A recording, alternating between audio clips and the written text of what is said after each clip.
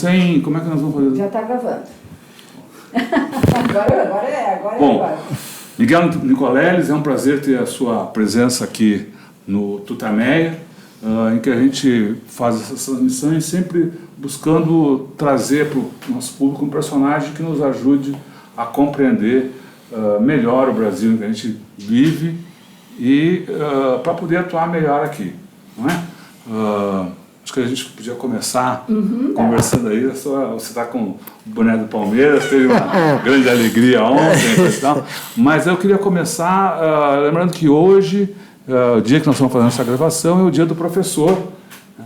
E o Nicoleles, que é um dos maiores cientistas brasileiros, teve um grande investimento em educação no sertão do Nordeste, né? E podia nos contar um pouco sobre por que resolveu fazer isso e o que aconteceu com esse trabalho, né? Bom, primeiramente, tanto Eleonora, Rodolfo, obrigado pelo convite para voltar, né, depois de alguns meses. É um prazer estar aqui de novo. Hoje, quando eu me lembrei que era o dia do professor, eu acabei de chegar de uma viagem na Europa, onde eu passei alguns dias na Finlândia, que sempre foi um lugar que eu queria conhecer. Foi a primeira vez que eu fui para lá, né, por causa da revolução educacional que a Finlândia fez, começando no final dos anos 80, e transformou o país, né? Transformou não só o sistema educacional, se transformou um dos melhores do mundo, né, em termos de qualidade, de felicidade dos alunos, né? E, curiosamente, você me perguntou agora, como hoje é dia do professor, né, eu fui lá, dei uma palestra na Universidade de Helsinki e uma palestra na Aalto University, né, que é a outra universidade da cidade.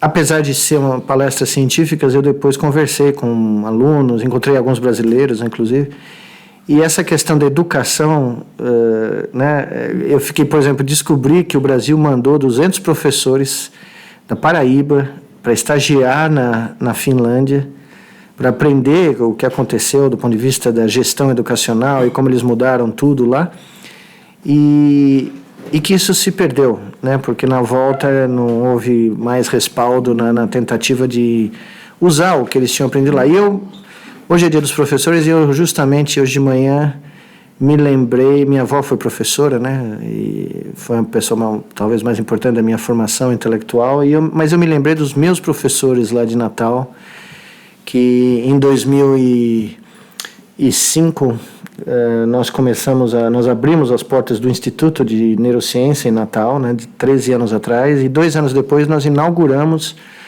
a nossa primeira escola de educação científica na periferia de Natal, na Cidade de Esperança, um bairro periférico da cidade, e que foi uma experiência que eu contei na Finlândia, né? Foi muito emocionante, porque eu pude falar, imagine, de um projeto educacional que inclusive professores da Universidade de Helsinki vieram conhecer, que começou em 2007 e logo se estabeleceu como um projeto transformador. Nós chegamos a ter 3 escolas, com 1.500 crianças, próximo de 1.500 crianças por ano.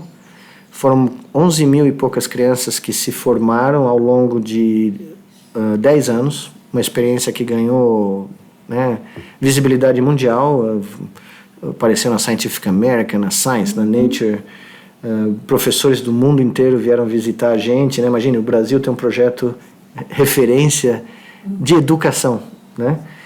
E hoje eu pensei muito nesses meus professores, porque eu, né, conheci todos eles e desde o início do projeto, junto com a Dora Montenegro, que foi a nossa diretora, que eu conversei sexta-feira com ela, inclusive. Mas, infelizmente, em dezembro do ano passado, nós recebemos a notícia, no começo de dezembro, que o Ministério da Educação não ia mais apoiar um projeto de educação científica infanto-juvenil, que não é, segundo as palavras da gestão lá, não era do interesse do Ministério, não era uma missão prioritária.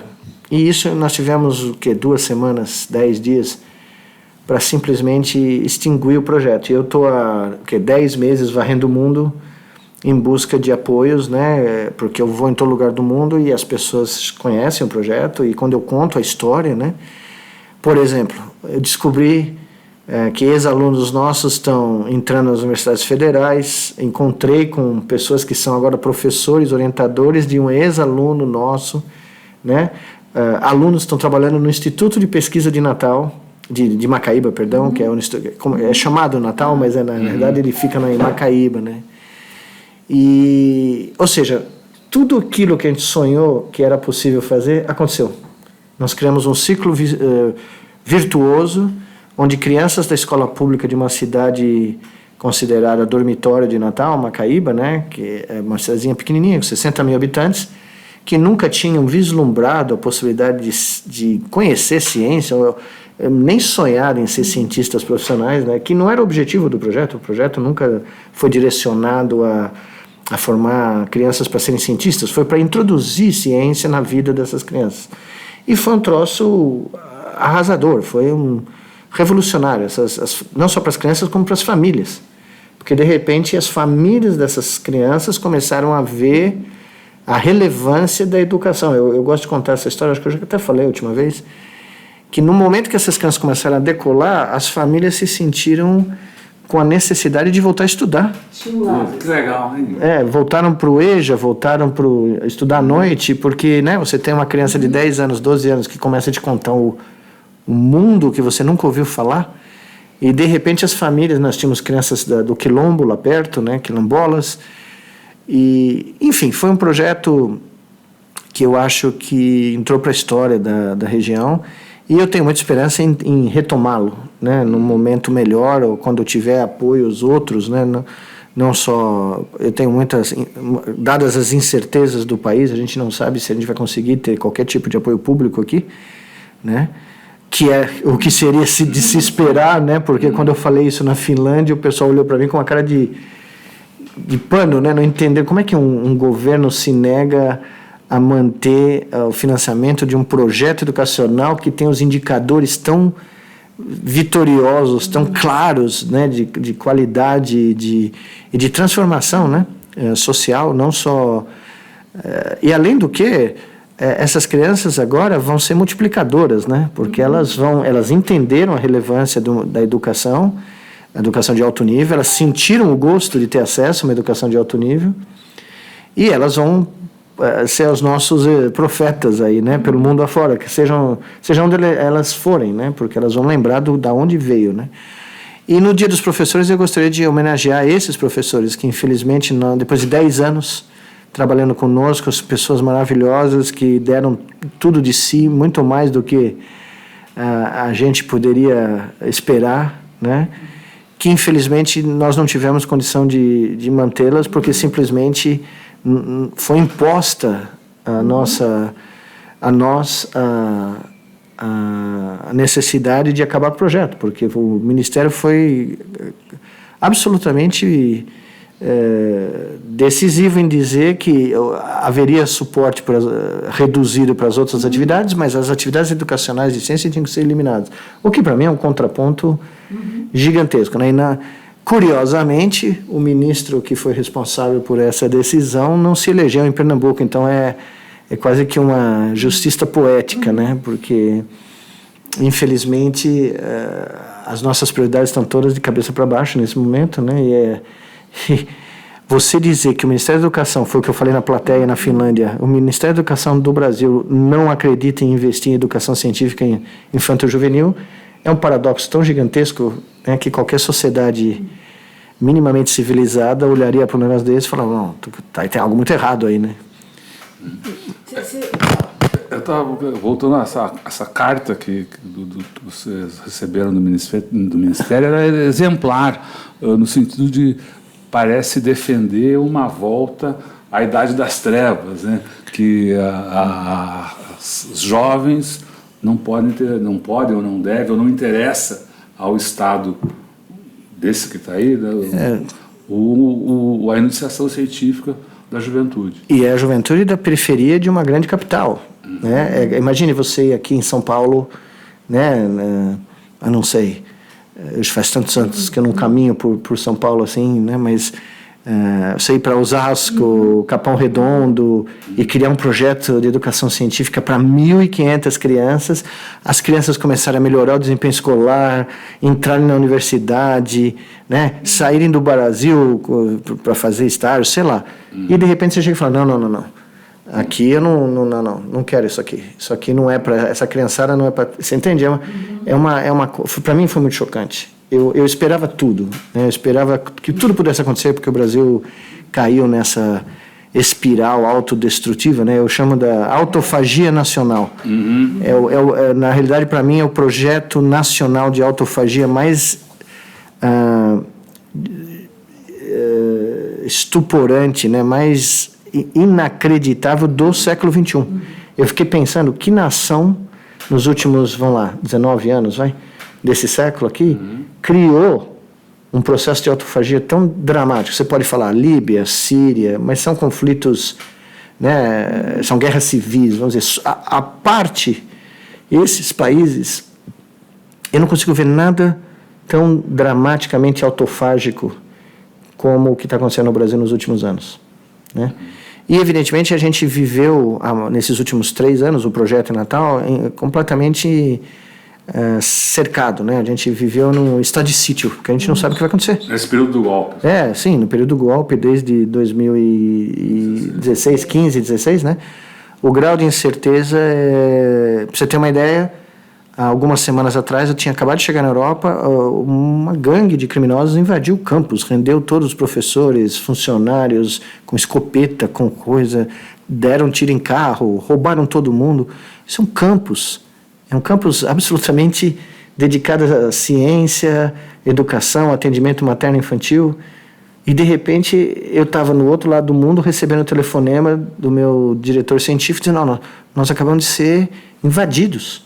Então esse é o grau de é quase, eu diria, de decomposição social, econômica, cultural. Por isso que eu te chamo de autofagia, né? É como se você visse uma degradação, né? Se você comparado com um corpo humano, é como se você visse a degradação de um corpo humano consumido por uma doença crônica, né? Grave. Que, né, a gente na faculdade, de medicina, a gente sempre via, a gente fazia o diagnóstico da pessoa só de olhar, né? Que é essa coisa que te consome por dentro, né? Essa é a minha sensação do Brasil, em múltiplas dimensões. Me convidaram quando eu cheguei aqui, logo que eu cheguei, eu fui dar uma aula no instituto onde eu recebi o meu doutorado 30 anos atrás. Vou celebrar agora 30 anos do meu doutorado no Instituto de Ciências Biomédicas. Foi uma coisa muito profunda eu voltar. Eles não sabiam, né? Eu contei para eles que ia fazer 30 anos, eles me convidaram por razões outras. E eu fui na USP. Depois de muito tempo, eu já tinha ido na Poli, mas, assim, só de passagem. Esse dia eu passei o dia lá e eu fiquei abismado.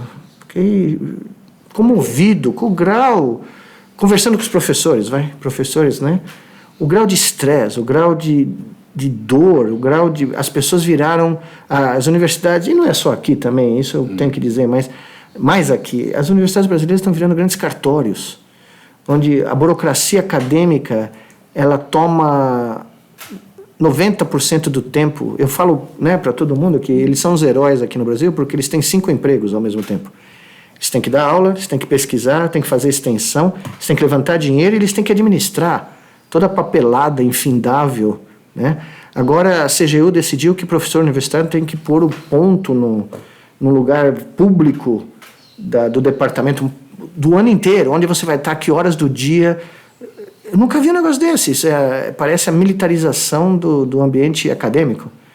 Eu estava falando com uma pessoa, né, das minhas relações, que disse que teve que parar uma semana para fazer o seu calendário diário do semestre, 4 meses. Eu falei, como é que eu vou saber onde eu vou estar, que sala eu vou estar daqui a 3 meses, na hora X? Isso não existe.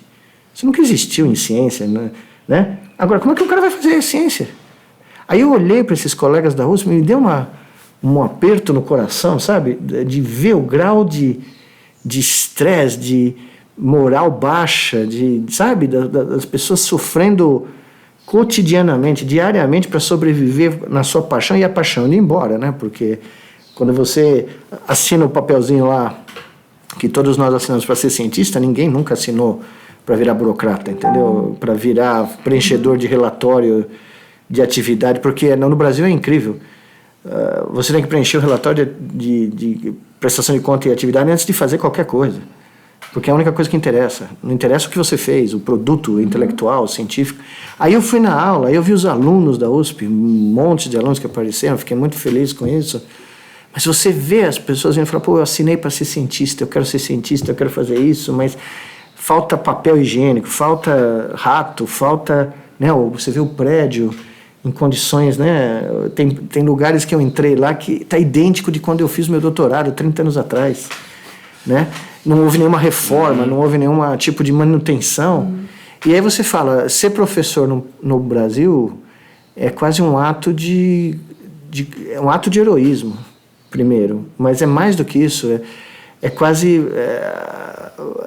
um ato de masoquismo hoje em dia, porque você está exposto a tanta... Bom, teve agora, recentemente, ataques em escolas, né?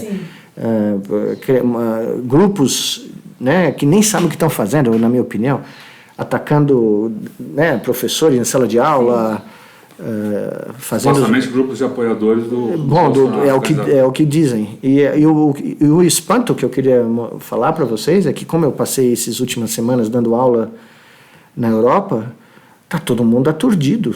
A comunidade científica mundial, e não é só cientista profissional, não, eu estou falando de pessoas intelectuais que a gente encontra, que não são da universidade, né, escritores, pensadores, economistas, todo mundo que eu convivo, as pessoas sentavam para jantar, almoçar e falavam, o que está acontecendo no Brasil? Vocês ficaram loucos? Vocês perderam o caminho? Como é que vocês vão eleger um indivíduo desses? Eu estava na Suíça quando a Le Pen, a chefe do partido de extrema-direita da França, veio publicamente, eu vi na televisão, a mulher falando que que não tinha cabimento, que as coisas que o cara falava eram desagradáveis. Ela usou um termo assim, mas porque ela, né? Mas a mesma coisa na Holanda, em Amsterdã, o partido de extrema-direita lá, não queremos ter nada a ver com esse cara. Na Finlândia, então, foi assustador. Agora, na Alemanha, recentemente, a semana passada, acho que foi uma deputada do parlamento, se não me engano, dizendo que a Alemanha não vai querer ter nenhum tipo de acordo de colaboração com o Brasil. Ou seja, será que as pessoas não estão percebendo que nós vamos nos transformar na África do Sul dos anos 90, né? Do século XXI? Exato, a África do Sul do apartheid, que hoje é diferente. Mas isso é a tônica no mundo. Eu até falei no meu Twitter, eu comecei a receber mensagem, e-mail, telefonema de amigos meus preocupados, falando, está tudo bem aí? O que está acontecendo aí? Você está seguro? Você está precisando de ajuda? Não, porque os caras sabem que eu sou brasileiro, que eu venho aqui, que eu tenho um projeto no Brasil, mas o pessoal está com medo. E aí você começa a se auto-questionar, né? Você começa a falar, meu Deus, como é que nós chegamos numa situação dessas? Como rápido? E é isso que assusta todo mundo.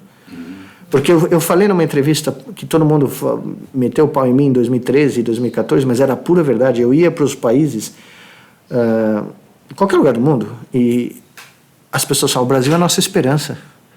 O Brasil está mostrando um caminho de tentativa de criar uma sociedade mais justa, mais igualitária, um país que está crescendo, mas um país que está crescendo sem, né, destruir a si mesmo, sem... O Brasil tinha essa cor, essa imagem de esperança geopolítica. Era uma coisa nova. Hoje você vai na China, você vai em alguns lugares outros, a própria África do Sul, eu tenho amigos lá agora, o pessoal está questionando se o Brasil vai continuar nos BRICS. Se vale a pena para o Brasil continuar fazendo parte, não é que se o Brasil vai optar em sair ou não.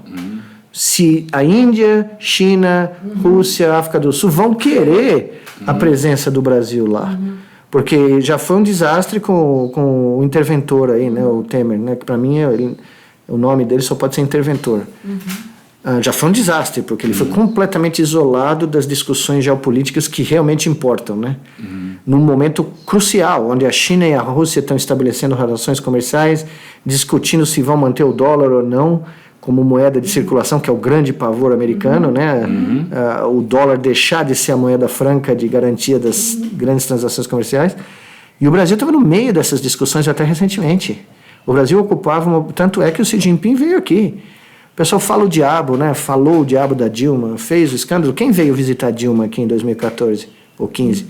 O Xi Jinping, que é o homem mais poderoso, um dos homens mais poderosos do mundo nesse momento. Por quê? Porque a China sabe dos problemas que ela tem com os Estados Unidos, ela tem medo da segurança alimentar não ser garantida pelas importações de grão, de comida dos Estados Unidos.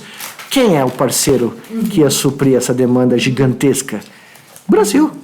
Tanto é que eles tinham propostas de projetos de infraestrutura do Brasil gigantescos. Ferrovia de Santos até o Peru, né? Coisas, não sei se vocês viram, a China comprou o porto de Paranaguá, é chinês, ou seja, porque eles estão super preocupados com o escoamento de soja, né, do Brasil. Enfim, todas essas ações geopolíticas de grande magnitude, que o Brasil era um player, sumiu.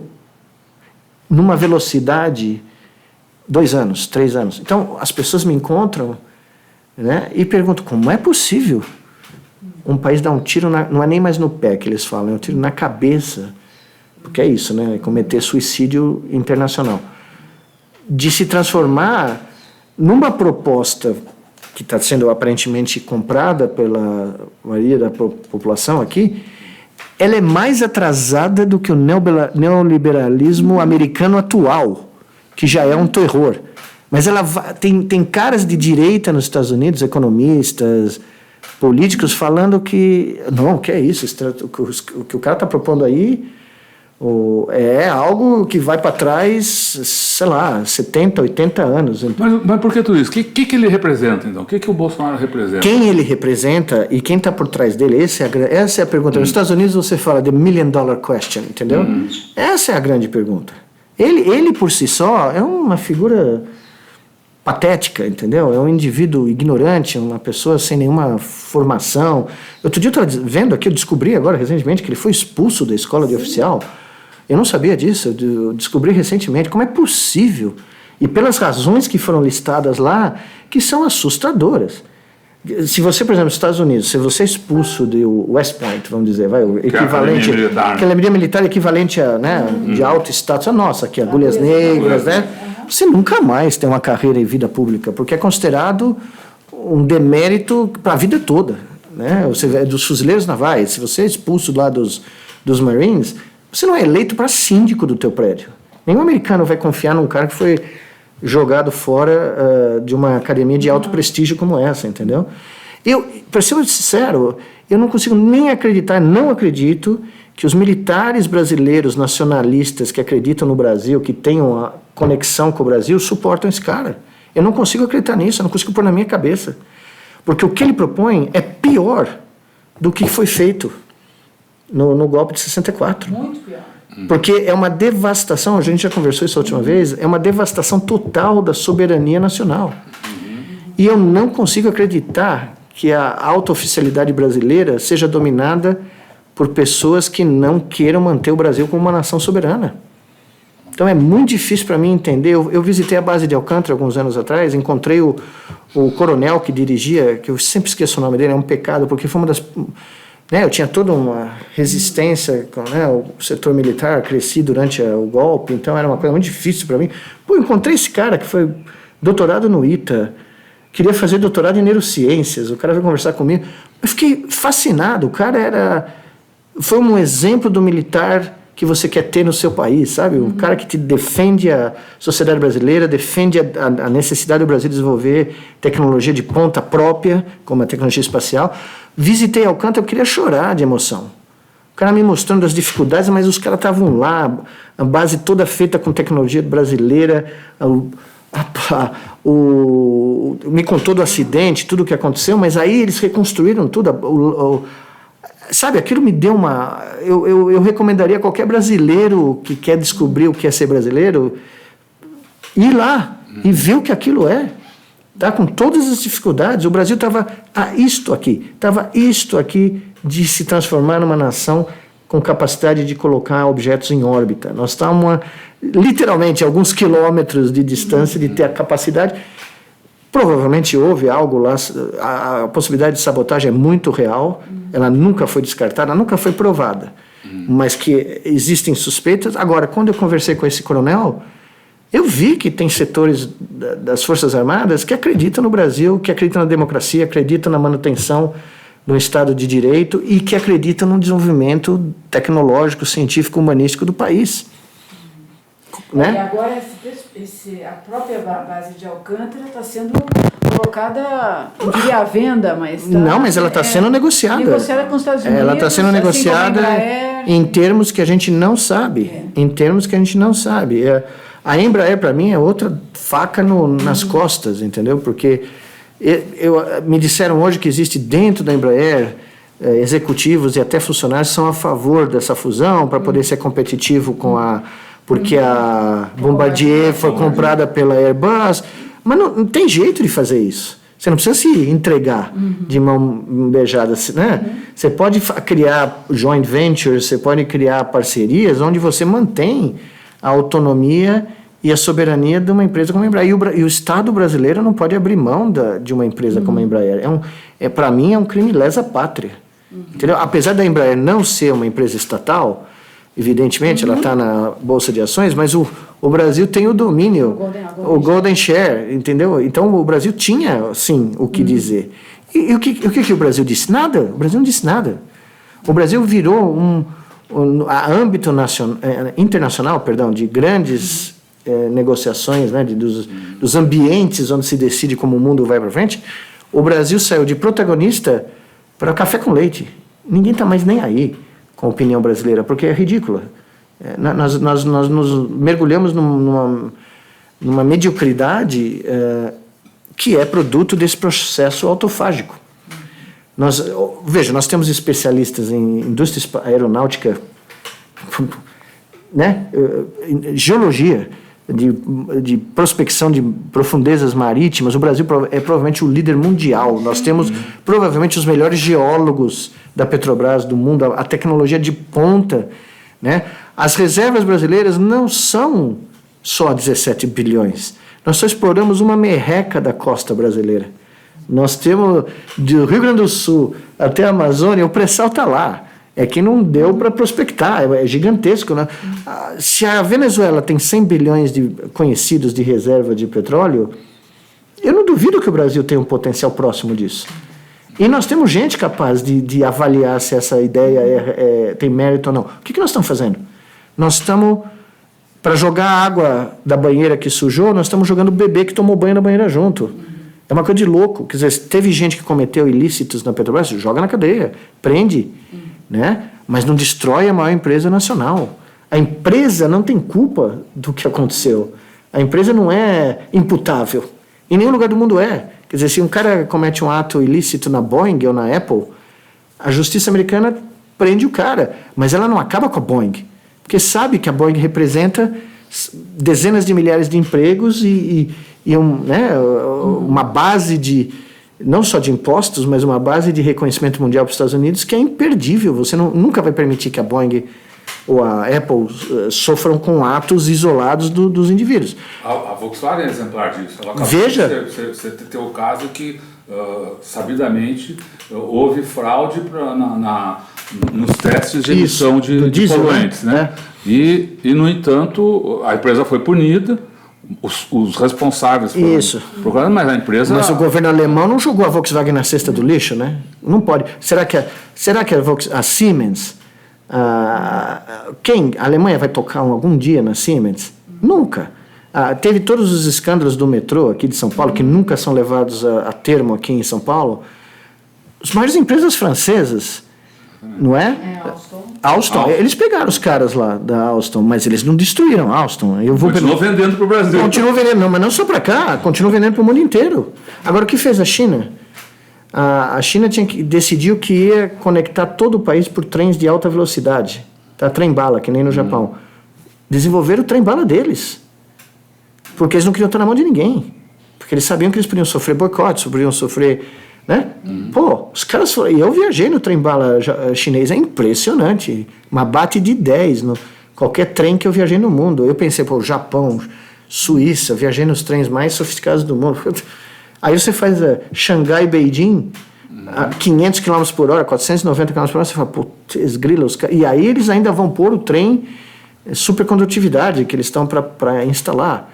E aí eu fico pensando, olha para o Brasil. É o Brasil, né? Supercondutividade, os trens vão meio que eles vão flutuar, eles vão flutuar. Bom, a velocidade vai ser 1.000 km por hora, 1.500, a estimativa, né? Tem um trem já experimental lá para ir de Xangai para o aeroporto da cidade, 3 minutos, 5 minutos. Mas aí eu fico pensando, veja aqui, tinha tudo para funcionar aqui. É um país continental, um país que precisa de se comunicar, né? Tem da São Paulo ao Amazonas, você pega um trem em São Paulo, você tinha que desembocar em Manaus, você tinha que desembocar em Natal, em Porto Alegre. A costa leste brasileira tinha que ser toda conectada por ferrovias de alta velocidade para reduzir o custo de transporte, reduzir a facilidade de deslocar. Eu prefiro pegar um trem do que um avião. Em vez de perder tempo no aeroporto lá cheio de Xangai para ir para Beijing, eu peguei o trem, foi uma delícia, foi perfeito. Mas não é só isso, você vê a infraestrutura científica, nós estamos chegando perto da semana, que eu acho que é a semana que vem ou essa, já, dia 15, essa semana. Semana de Ciência e Tecnologia no Brasil. O que nós temos para celebrar? Como é que você vai vender para uma criança de 10 anos uma carreira científica num país como o nosso, onde eu falei no meu Twitter outro dia, ciência no Brasil é considerado um troço abstrato, etéreo, um afterthought, eu falei, né? Um pensamento secundário, porque ninguém sabe para que serve. Não existe conexão nenhuma entre o mundo acadêmico e a sociedade brasileira. A sociedade paga a conta, que é o que tem que acontecer em qualquer país, mas a sociedade não tem a menor ideia por que ela paga a conta. E a comunidade acadêmica não, por falta de tradição em estímulo e tempo e do certo sentido, um certo nariz para cima, não quer comunicar para a sociedade porque ciência é importante. E quando a gente tenta fazer isso aqui, a gente é escaldado vivo. Acho que tem um limite até anterior, porque educação é importante. Exato. Se for pensar nas propostas do educação. Bolsonaro, por exemplo, que é praticamente acabar com a escola de primeiro grau. Isso, mas eu garanto para você que tem gente desenhando a suástica aí nas paredes do Brasil sem saber o que ela representa. Eu juro para você que deve ter gente indo na moda, né, de desenhar suástica em igreja, em escola, sem ter a noção do que aquele símbolo representa para a história da humanidade. Por quê? Porque, evidentemente, nunca ouviu falar da Segunda Guerra Mundial, nunca ouviu falar do Hitler. Aí aparece houve um atentado aí em Porto Alegre, eu acho. Eu nem sei os dados, mas apareceu no mundo inteiro. Eu estava fora. Uma garota foi atacada. Isso, e uma suástica foi desenhada. Aí vem um delegado dizer que é um símbolo budista. Pô, sério, tem um limite para cara de pau, né? Tem um limite para o absurdo, né? Mas nós estamos desafiando esse limite. Isso é a sensação, não é só minha, é uma sensação que eu tenho recebido de várias pessoas que estão aqui e estão fora daqui, de quanto as eleições, o processo político no Brasil estão desafiando as leis do absurdo. Então, por quê? Fala um pouquinho mais disso. Você escreveu esses dias aí que parece que somos um bando de zumbis caminhando para o precipício. O que está acontecendo? Você que estuda o cérebro humano? A gente conversou sobre isso na primeira vez que eu vim aqui, né? Nesse livro que eu estou sempre terminando, mas agora estou terminando,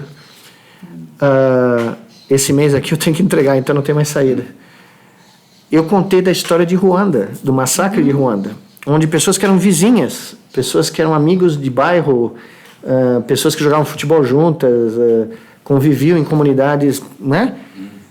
De repente, a divisão de Hutus e Tutsis do país, como os Tutsis tinham ascendido pelo apoio dos colonizadores belgas e alemães, que achavam que os Tutsis eram mais aceitáveis, então eles puseram os caras em cargos públicos, deram mais apoio para a educação da comunidade Tutsi, que não é uma etnia separada, tem essa. Eles forçaram essa interpretação de ser uma etnia separada. Né? E lá em Ruanda, as pessoas carregavam na carteira de identidade se você era Hutu ou Tutsi. E a diferença são diferenças biométricas ridículas, que não tem nenhuma base científica, mas os belgas... Né? E havia um ressentimento à comunidade Hutu, porque os Tutsis sempre tiveram as oportunidades de educação econômicas melhores. E eu conto a história de como, por os meios de comunicação, a rádio... principalmente a rádio, que era o que tinha penetração no país inteiro, se criou um clima de ódio contra os Tutsis. E foi sendo uma coisa paulatina que foi infectando. Eu uso o termo information virus. É um vírus, um pacote viral de informação que foi sendo transmitido continuamente como a gente fala, como uma infecção de baixa intensidade, né, mas contínua, a ponto de quando aconteceu o acidente e o presidente Ruto de Ruanda morreu junto com o presidente de Burundi num acidente em Kigali, essa rádio culpou imediatamente os Tutsis. E isso foi o estopim. As pessoas saíram matando gente. Os Hutus saíram matando gente. Vizinho, criança, mulher, velho, cara que eles jogavam bola junto, a manchete, facada, o que fosse. Quer dizer, o roteiro é eleger um inimigo... Não, o roteiro é o seguinte, você primeiro cria um vírus informativo. Um vírus que apela para os instintos mais primitivos, tribais do ser humano. Estão todos aqui. Que nós combatemos com o nosso córtex grande, que nos cria um grau de racionalidade. Que pode... Veja, você nem nasce só com isso. Você pode ser educado a desenvolver um grau de civilizatório onde você não vai sair matando gente que pensa diferente de você. Veja como é importante a educação, porque a gente conversou isso. A educação, ela, pelo fenômeno de plasticidade cerebral, ela muda a configuração física do cérebro humano. Ela muda como os neurônios tocam contra si. Então, se você introduzir conceitos de civilidade, de convivência pacífica, democracia, né, justiça econômica, social, esses conceitos permitem que você crie normas supra-humanas aqui de convívio social, de desenvolvimento político, econômico, né? Todavia, lá embaixo do córtex, você ainda tem as rotinas primitivas que o Jung chamava do arquétipo, né? E ele falava no termo da inconsciência coletiva, né? Do consciente coletivo, perdão. E a teoria dele é muito parecida com a teoria que eu tenho desenvolvido, que no momento que você cria meios de comunicação de massa na velocidade de funcionamento do sistema nervoso central, que é o que o McLuhan também previu, da aldeia global do McLuhan, que deu errado, né? Porque o McLuhan achava que ia ser o paraíso na Terra, o Nirvana, mas foi pelo caminho errado, foi para o outro lado. Esses pacotes virais de informação, esses fake news, essas coisas, eles contaminam porque eles apelam para os instintos mais primitivos que ainda existem no ser humano. E se o ser humano não teve a capacidade de desenvolver o seu pensamento crítico, e falar, não, isso aqui é mentira, isso aqui não é possível, ninguém ia fazer um negócio desse, ninguém ia criar um absurdo desse, só que só pode ser mentira. O cara acredita. E aquilo dá um match com aquilo que ele carrega dentro de si, dentro da mente dele. É um casamento. O sistema nervoso que tem uma visão de mundo primitiva vai falar, ok, esse é o inimigo. E o inimigo é capaz de fazer isso, matar criancinha, comer criancinha, andar de Ferrari no autódromo, né? E aí... é como um vírus que entra no seu organismo, para você tirar, é um Deus nos acuda, é muito difícil. E não só isso, como ele é disseminado para milhões de pessoas ao mesmo tempo, é aquilo que eu falei, você sincroniza a forma de agir e pensar dessas pessoas, você cria esse fenômeno de manada. Então, o que está acontecendo no Brasil, para mim, é um caso que vai ser estudado. Do ponto de vista sociológico, neurocientífico, vai ter gente estudando como a manipulação dos meios de comunicação, principalmente hoje em dia, né, das redes sociais, né, WhatsApp, essas coisas que você não tem acesso, né, não tem vacina. Como isso está fazendo as pessoas acreditarem nos seus próprios preconceitos, nos seus próprios atavismos ou arquétipos tribais. Então, o efeito dessa hiperconectividade, essa é a minha tese, né? Evidente que eu ainda não provei, mas eu tenho bons argumentos para ela. A hiperconectividade, em vez de criar a Global Village do McLuhan, nos levou de volta ao Paleolítico, nos levou de volta à vida tribal. Então as pessoas se fecham em tribos de Facebook, de WhatsApp, de Twitter, e passam a acreditar nas abstrações mentais mais absurdas que são criadas dentro desse ambiente fechado. E não são permeáveis a nenhum tipo de debate. Como é possível? Veja, mesmo na situação americana hoje, que é grave, tão dividida quanto aqui, se um candidato a presidente americano disser que não vai nos debates com outro candidato democrata, vai, o republicano, quando, né, chega na parte final, se ele falar que ele não vai debater, o cara não se elege mais para nada. Porque para o americano isso é considerado uma covardia. É você fugir da raia, é você não ter nada para falar. Nunca aconteceu. Nunca. Nem com Nixon, nem com George Bush, nem com Trump. Nenhum candidato republicano ou democrata ameaçou não aparecer nos debates. aqui no Brasil, é considerado normal. Eu também pus no meu Twitter, como é possível que numa sociedade moderna como a nossa, hiperconectada, você aceite que um candidato não vá a público dizer quais são seus planos para o país? Como é que esse cara pode ter 46% dos votos no primeiro turno? Só tem uma explicação. Ninguém votou em plataforma, ninguém votou em nada do que ele quer falar, ninguém votou. As pessoas votaram contra algo. Elas canalizaram nesse indivíduo, que é uma pessoa que ninguém convidaria para jantar, ninguém queria conversar no ponto de ônibus, ninguém ia jogar bola com esse cara, porque não tem nada a oferecer, absolutamente nada. Além do que, nem quando ele está com a família dele, as expressões dele têm qualquer tipo de empatia humana, né? A maneira como ele se referiu à filha dele... Uma fraquejada. Não, pelo amor de Deus, a filha, isso não é uma... É uma filha. Ou como ele tratou o filho que desmaiou no debate lá, né? Quando a Jandira foi tentar socorrer o menino que estava desmaiado, sei lá por quê. O cara preferia que um cara morresse do que ter uma membro do Partido Comunista Brasileiro, do Brasil, atender. Ela é médica, né? Se o cara estava tendo uma parada cardíaca, ela podia ter salvo a vida do menino lá. Não, o cara preferia... Você entende? Então, é um indivíduo que tem desvios de caráter, desvios de personalidade assustadores, né? E ainda assim, o povo brasileiro, que é aclamado no mundo inteiro pela sua felicidade, pela sua hospitalidade, pela sua, como se diz, o jeito, né, humano de se comportar, 46 milhões de pessoas votaram nesse indivíduo. O que isso diz a respeito da sociedade brasileira? Mais do que o voto nele, o que isso diz sobre o grau de discernimento, de pensamento crítico, de empatia humana, o que sociedade nós criamos? Porque ninguém está analisando dessa maneira, eu não vi pelo menos, mas esse voto é como se fosse uma erupção, é como se tivesse um abscesso que ficou com 50 anos crescendo, subcutâneo, sabe? Foi crescendo, mas ninguém lancetou, ninguém queria olhar para o abscesso.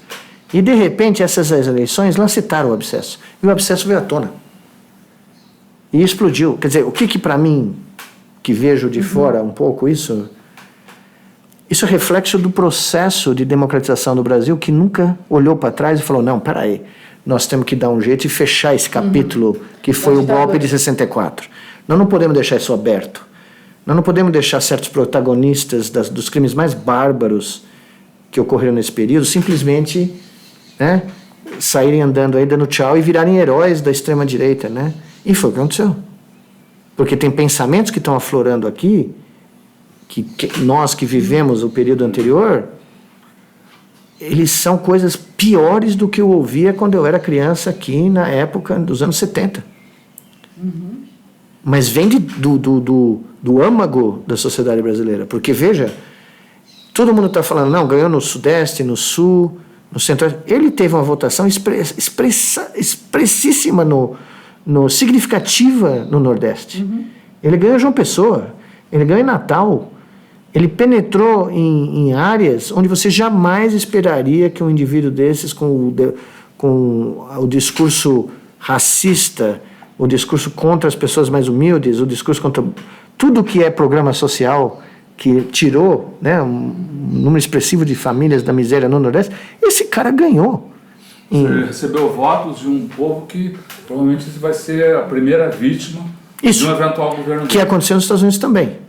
O Trump recebeu votos dos mineiros da West Virginia, recebeu votos dos empregados do antigo cinturão do aço de Ohio, Pensilvânia e Michigan.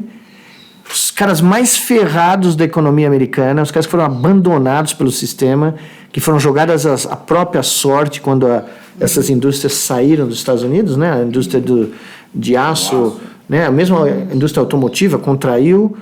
Esses caras votaram no Trump. Isso categórico. Ohio, quando eu vi que Ohio e Pensilvânia tinham virado na noite da eleição, falou, acabou. Mesmo assim, é difícil comparar o Bolsonaro ao Trump, né? Ele é pior, de certos sentidos. Eu não sei se existe uma escala, tá? Mas eu diria que é pior.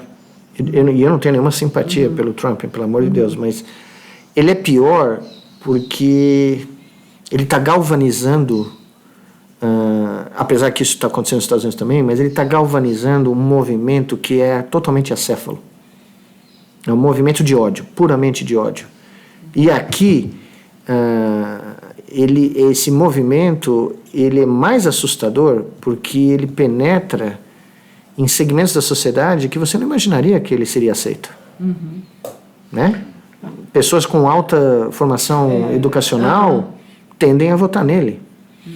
Então, por exemplo, nós nos conhecemos aqui há muito tempo, a gente pode fazer essa pergunta. Você imputar ao PT ou ao PSDB uma proposta comunista para o Brasil é surreal. Qualquer pessoa que tenha um mínimo de intelectualidade honesta, um mínimo de honestidade intelectual, jamais conseguiria aceitar, né, essa imputação. Não tem nada nem no Lula, nem no Haddad, nem no PT, nem no PSDB.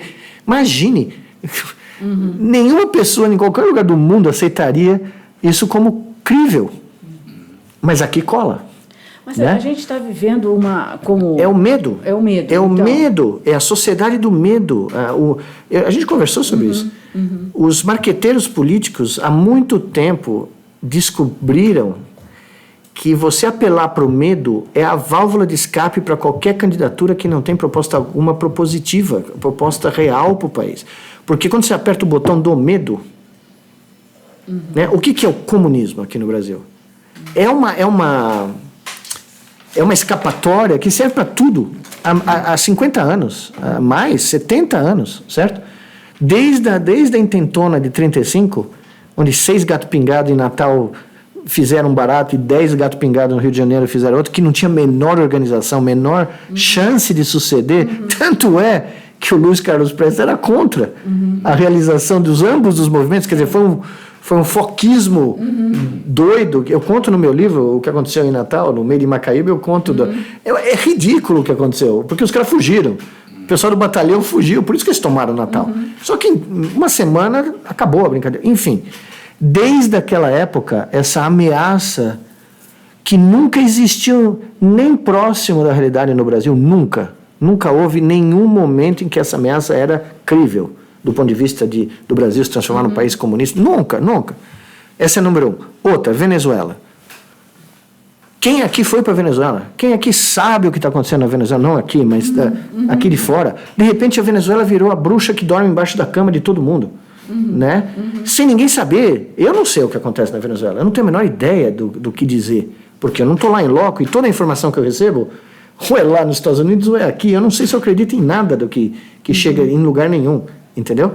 Mas eu não teço comentários. Eu não subscrevo eu quero saber, eu quero entender, né? A mesma coisa na guerra da Síria. Como você vai... mas aqui a Venezuela virou lembra da Cuca? Sim. A Cuca vem te pegar, lembra disso? Exatamente. As pessoas alegam quando que a chance do Brasil virar uma Venezuela é muito maior com a eleição do Bolsonaro. Sim, isso aí já disse a professora Maria Hermínia num artigo dizendo que Muito maior. Muito maior.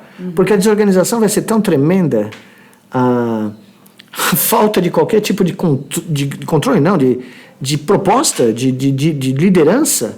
Né? Mas como é que isso se espalha na sociedade? Você já falou um pouco, né? Mas a gente estava numa disputa eleitoral, presidente Lula preso, liderando as intenções de voto, ele não pode participar por decisão judicial, vai o Haddad, de repente tem uma mudança e muita gente acha que isso tem a ver com essas redes sociais, com o WhatsApp, compara com o que aconteceu no Trump, o que aconteceu no Brexit.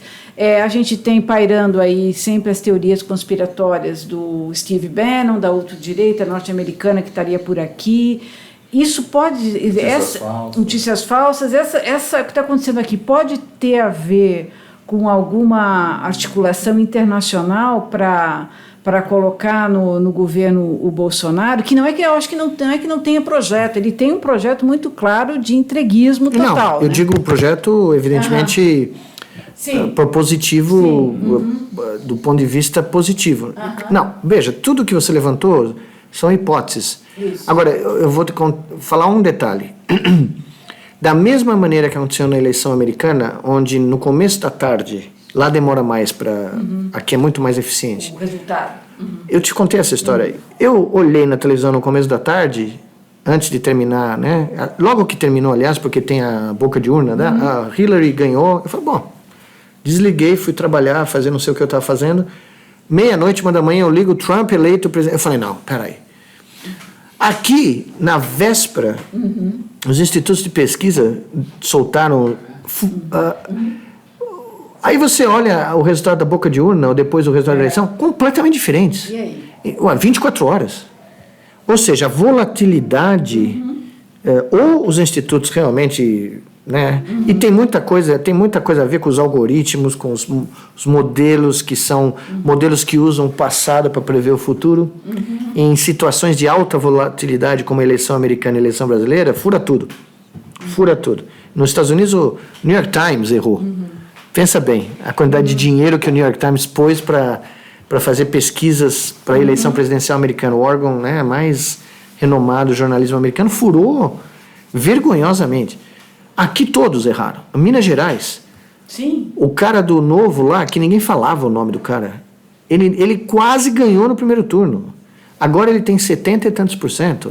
Rio de Janeiro, ninguém Rio de conhecia. Janeiro, quem era esse juiz que ninguém viu de onde veio? Né? E aí vai. A própria eleição da Dilma para senadora estava com 25, 26% no sábado. Ficou em 4º lugar.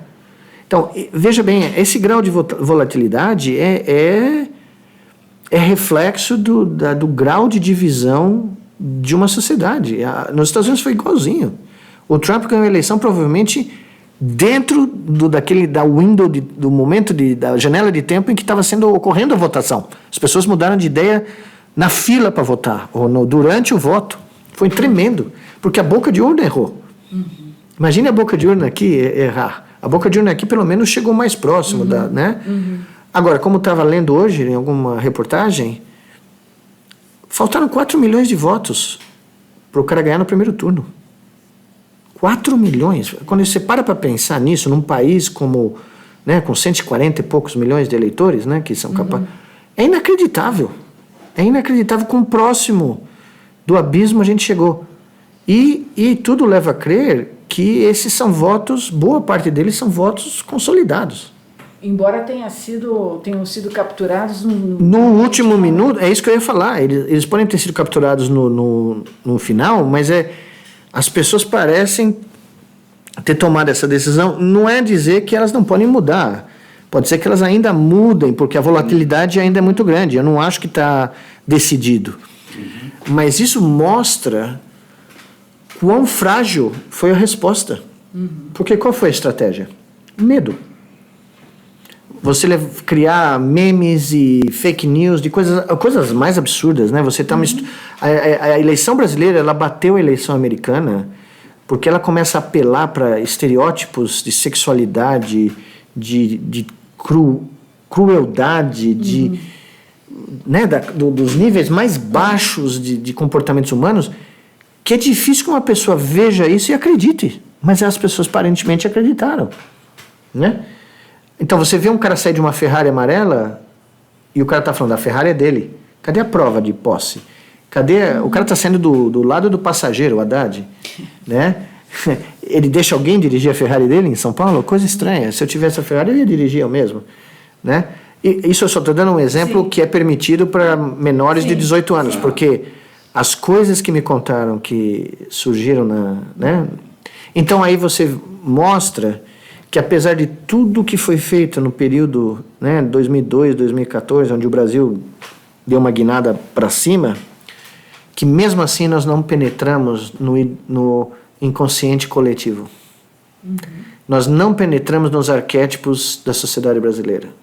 As reformas que foram feitas não foram suficientes para criar um sistema educacional que nos imuniza.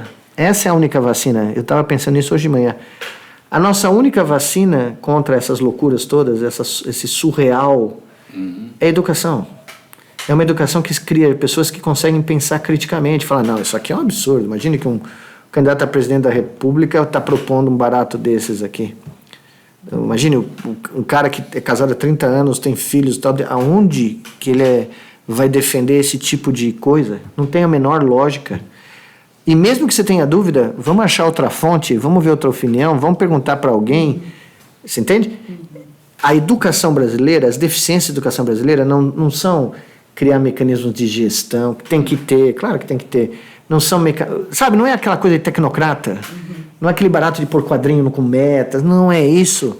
Se você não penetrar na mente das pessoas da forma corretamente, com a informação correta, se você não criar os mecanismos de pensamento que você vai levar para a vida toda, que uma criança vai levar para a vida toda, de como você checa a informação, como você verifica, como você estabelece relações de causa e efeito, como você cria. É isso a educação. Não é meta, cumprir a meta, 69% das metas. Por exemplo, estão reduzindo ciência, é isso aqui. Não é só no Brasil, tá? No mundo todo. Tá? Isso é outra conversa que nós temos que... Não, a China também, porque na China você ganha dinheiro. Se você publicar um trabalho na Science ou na Nature, você ganha dinheiro. 1 milhão de yuans, tá? Então tá cheio de gente mandando coisa para Nature. Tem gente disposta, não só na China, mas...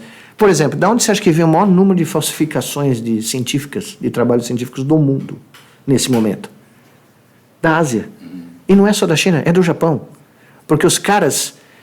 É uma pressão tão tremenda para você se dar bem, para você ter sucesso, para você ser reconhecido, que os caras piram. Os caras piram e começam a falsificar coisa. Daí a educação vai contra ela mesma. Isso. Era um ponto que eu queria levantar, quer dizer... Será que a educação é a resposta? Porque também a gente vê nos países da Europa, onde há investimento em educação, não sei se vê o crescimento mas desses não é só dinheiro, de extrema-direita. Mas veja, esse é um fenômeno mundial, tá? Mas quando eu falo educação, eu não falo educação senso-lato, né? De você só... ter um mecanismo de educar. Você tem que saber o que você educa, o que você transmite, que valores você transmite. O humanismo está sendo removido da educação mundial. Por isso que o título do meu livro é O Verdadeiro Criador de Tudo, como o cérebro humano moldou o universo como a gente conhece, entendeu? É um manifesto em favor de novamente trazer o ser humano e o humanismo para o centro do nosso universo. Porque a educação se transformou num processo industrial. Por que os países como os Estados Unidos e países desenvolvidos investem em educação? Porque eles querem criar mão de obra qualificada para as indústrias de alta tecnologia, as indústrias que mantêm a economia do país. Eles não estão preocupados em criar cabeças pensantes. Pelo contrário.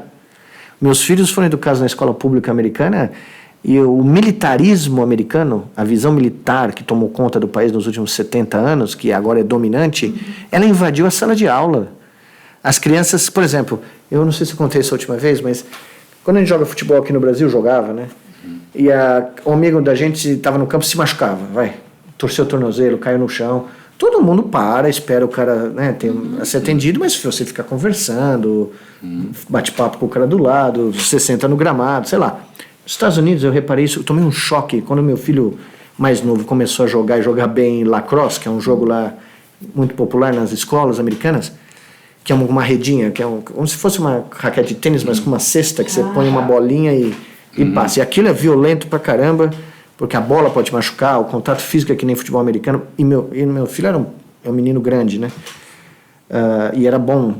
E, de repente, se machucou um menino do time. Tomou uma bolada no peito, né? Dói pra caramba, o menino caiu.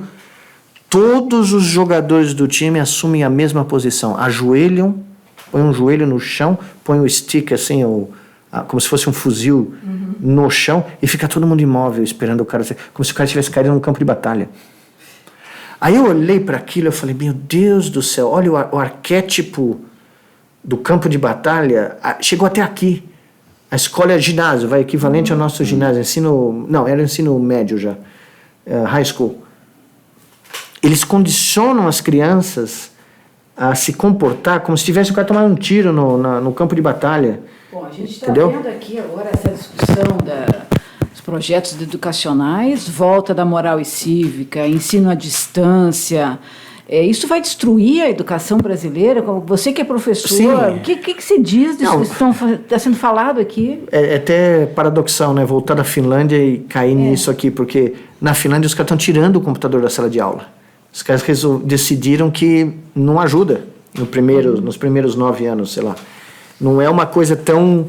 E educação à distância está ficando provado que o contato humano com o professor, a presença física dele numa classe de aula e a sua num grupo humano é essencial, porque o nosso cérebro evoluiu para interagir dessa maneira. É dessa maneira que a gente sincroniza. Tá? Então, a falta de um cara constantemente... tanto é que teve um boom, né, dos cursos à distância, né? A gente ganhou dinheiro pra caramba. As universidades americanas começaram a proibir os professores universitários como eu de conversar com a Coursera, conversar com... São os grandes, as grandes organizações que criaram os grandes cursos online.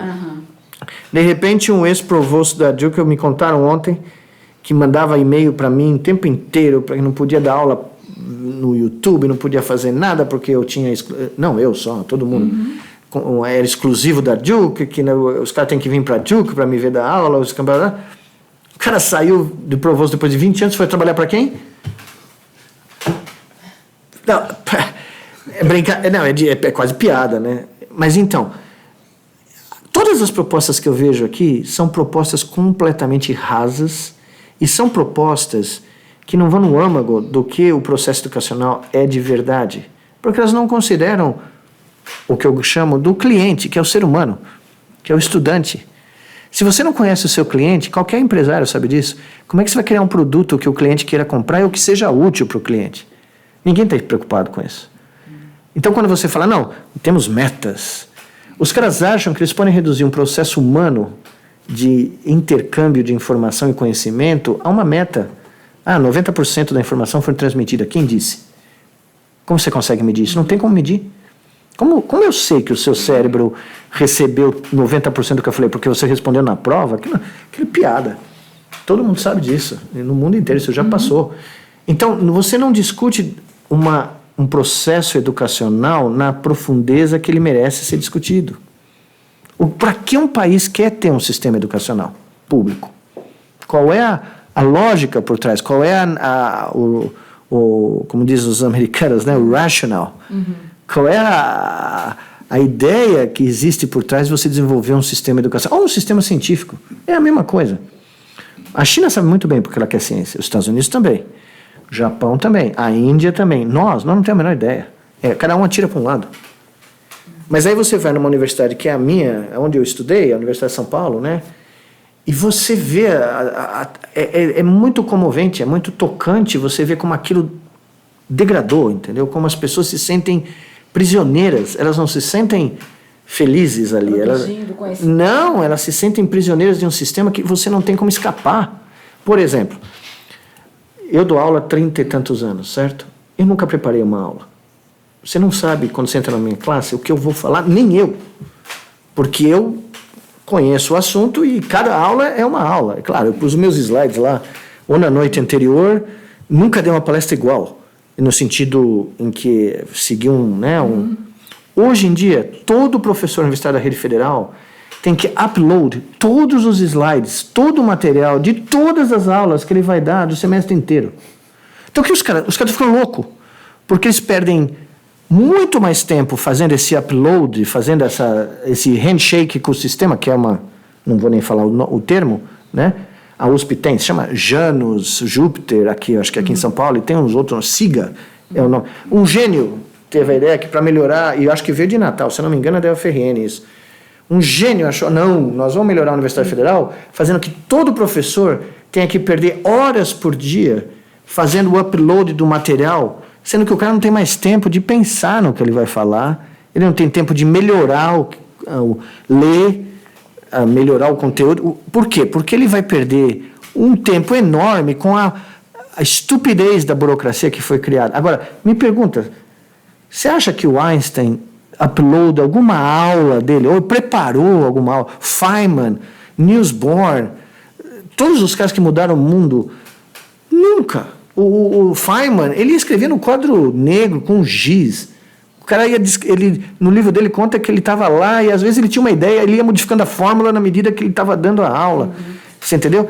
Quer dizer, se você remove a criatividade, a espontaneidade, a intuição do processo de ser professor, põe um robô, então. Né? Porque não vai fazer diferença nenhuma. E é isso que as reformas universitárias são.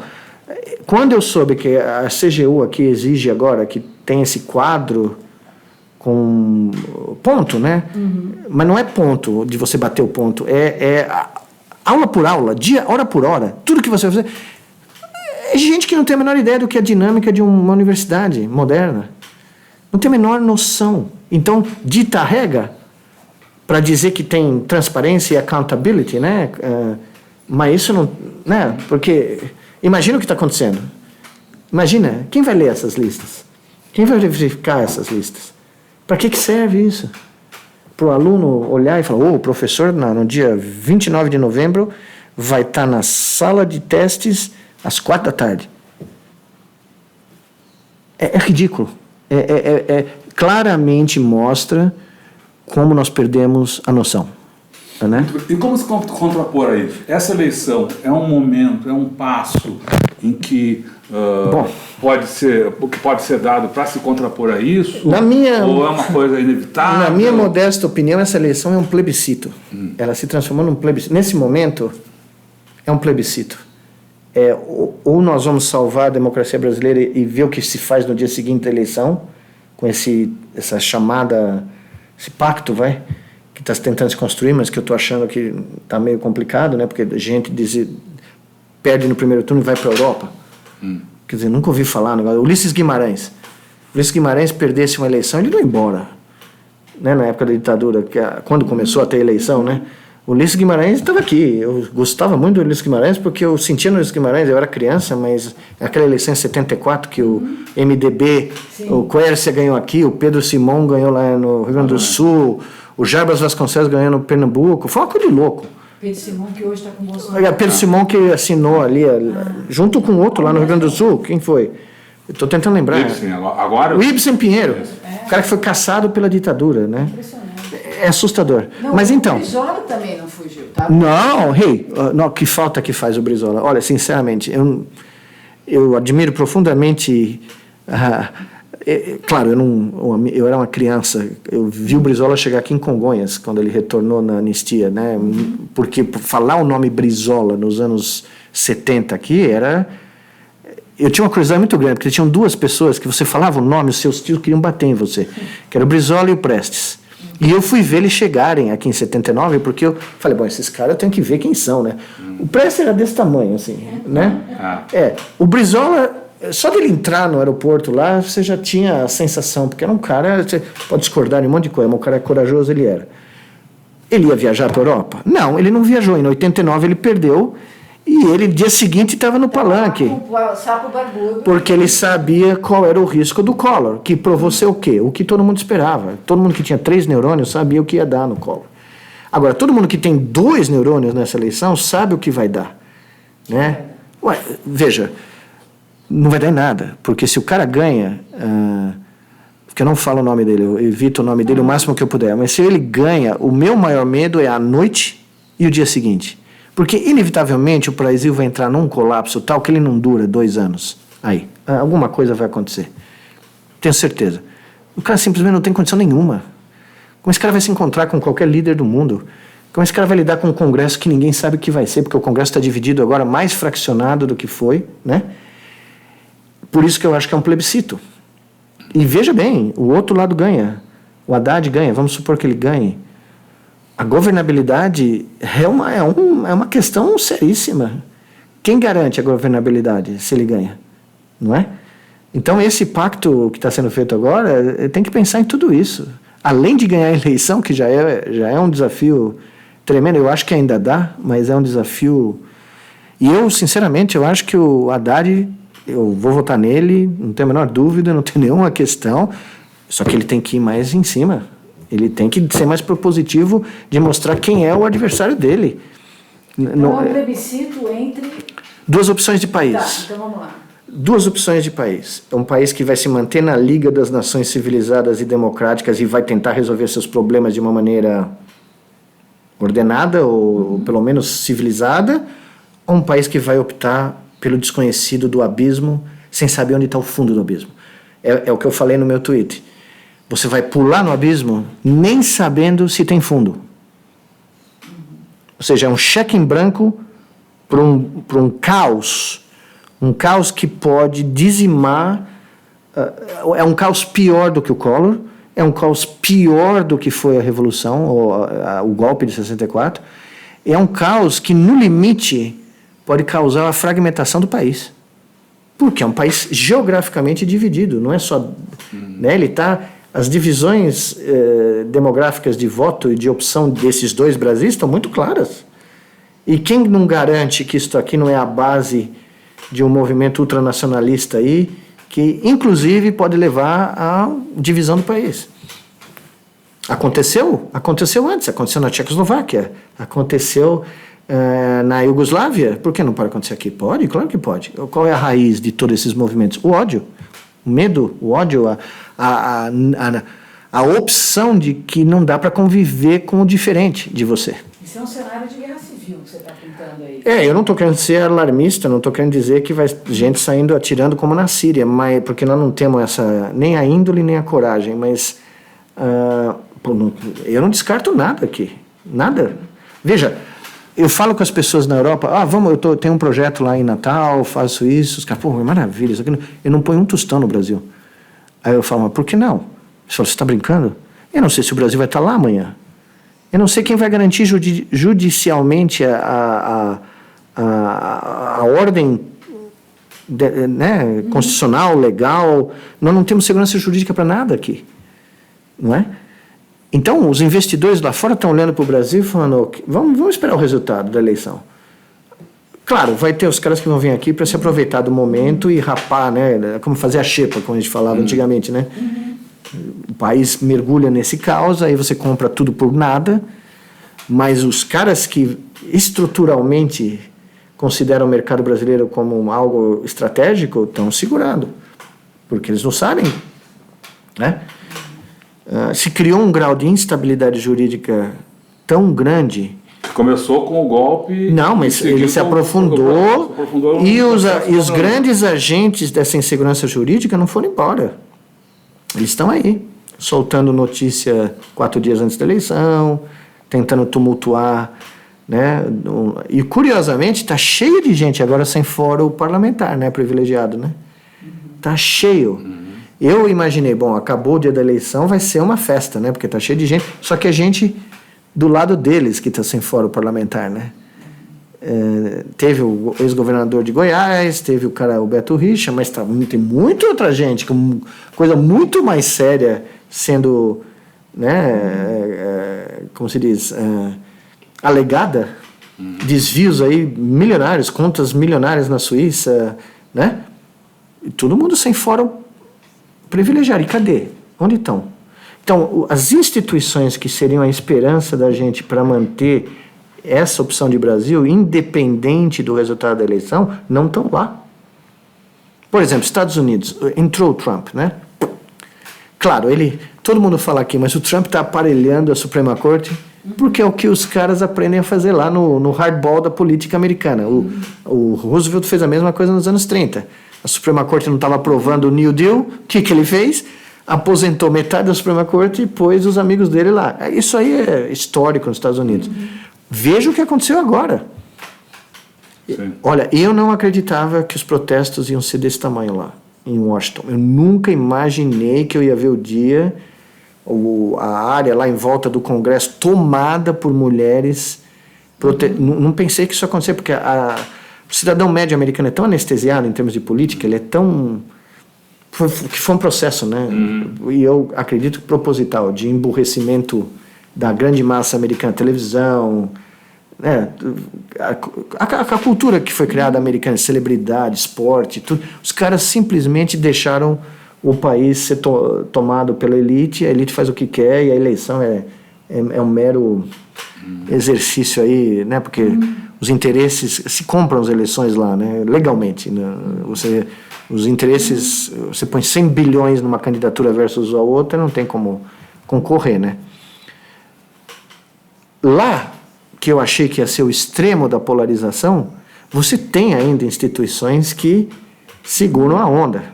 Você ainda tem, os caras falam, bom, entrou um juiz aí de extrema direita, mas a Suprema Corte é uma instituição, né, tem 400 anos, 300 e tantos anos, os caras vão dar um jeito de, né. Aqui nem isso você tem. Veja o carnaval.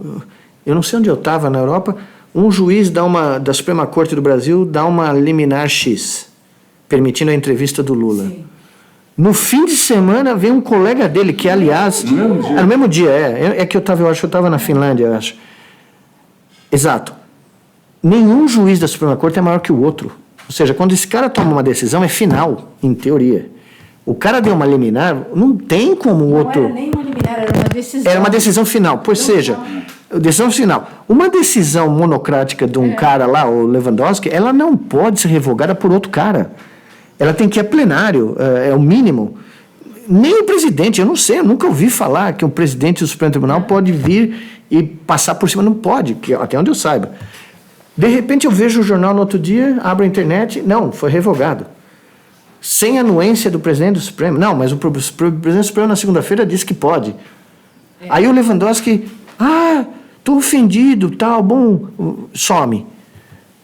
Eu nunca vi um negócio desses. Né? Eu falo sempre, meu pai foi juiz, eu acompanho a carreira dele há 50 anos, eu nunca vi esse tipo de coisa acontecer.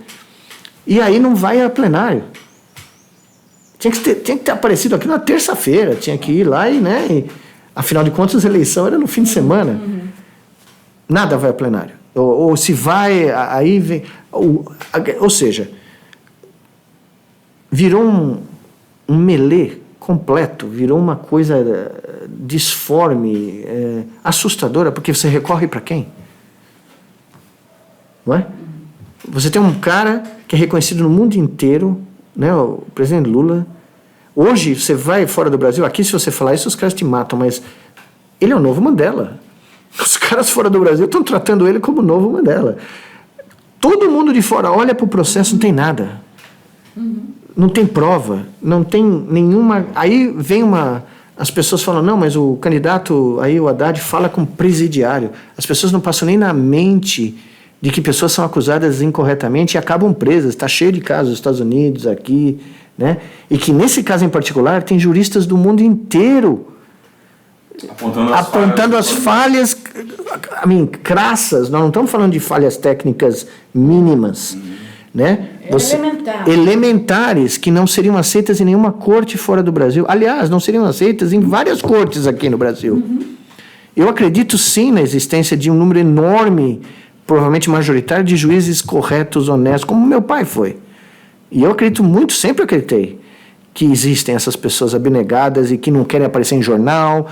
Meu pai nunca deu uma entrevista, eu falo isso para todo mundo. Meu pai julgou casos históricos aqui em São Paulo, nunca deu uma entrevista, nunca apareceu no jornal, ninguém conhece o nome dele, né?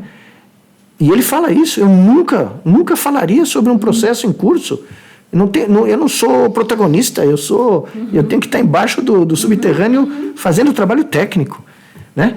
Enfim, e ninguém dá bola para isso, ninguém dá ouvido para isso. Vem juristas do mundo inteiro. Nossa, se o cara fosse um criminoso, você acha que o presidente do Partido Social Democrata da Alemanha ia desembarcar em Curitiba?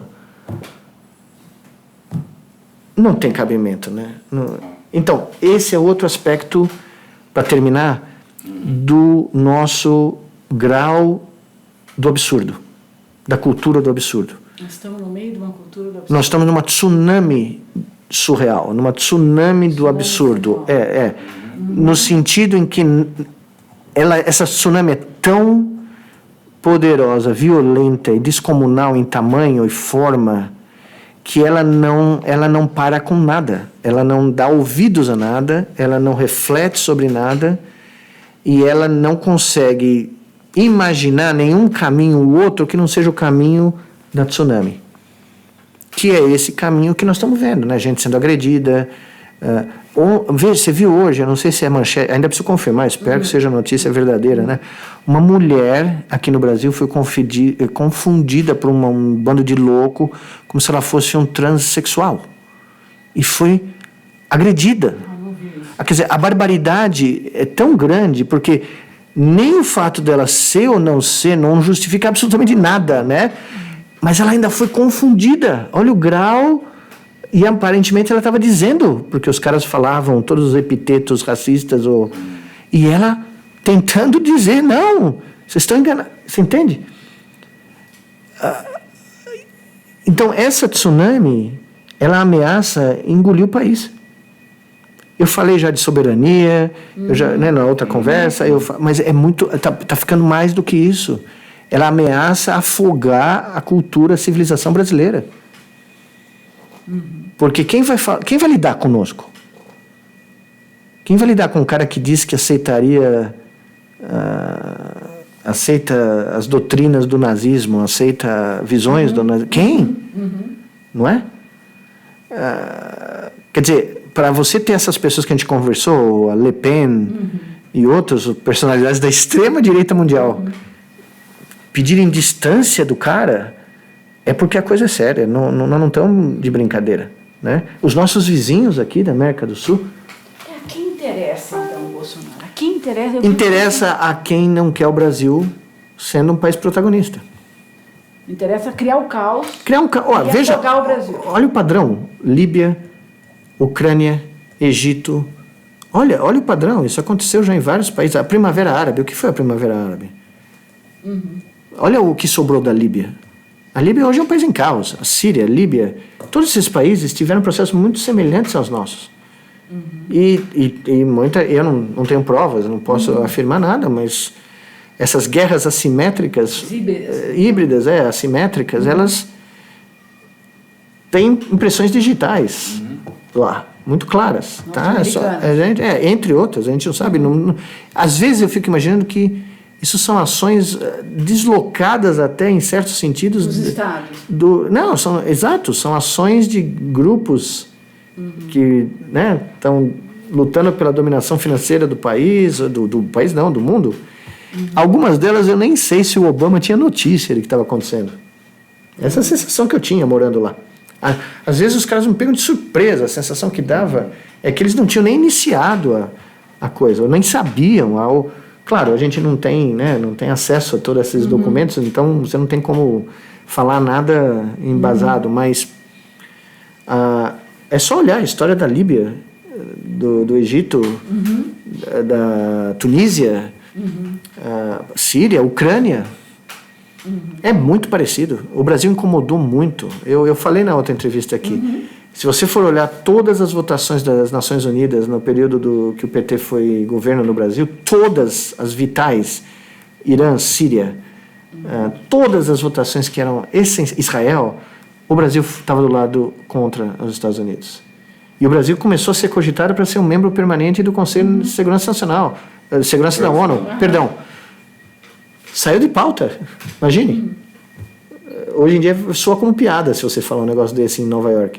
Mas nós chegamos muito perto, a Índia e o Brasil, né? Então o Brasil incomodou, o Brasil criou um multipolar, ou participou, não criou, ele participou de um multipolarismo geopolítico que incomodou profundamente, e não necessariamente um país, porque hoje eu nem acredito mais que os países existam do ponto de vista de poder geopolítico da forma como a gente aprendeu nos anos 50, nos anos 60.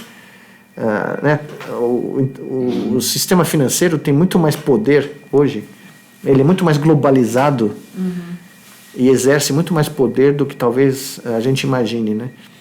Agora, claramente o Brasil tinha que ser removido.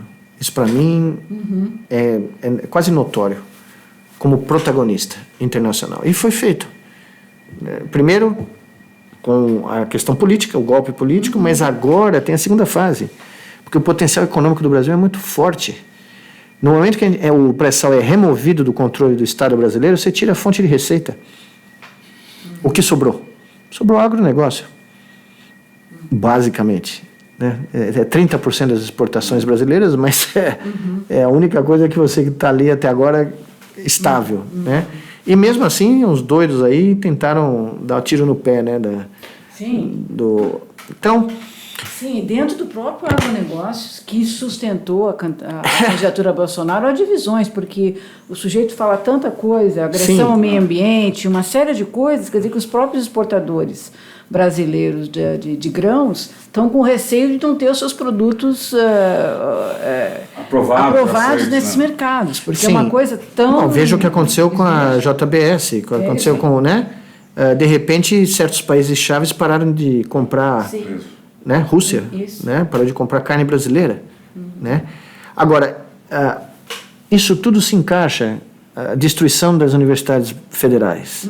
Onde você faz pesquisa no Brasil? Com todas as dificuldades? Na rede federal. As universidades privadas não investem em pesquisa, muito pouco.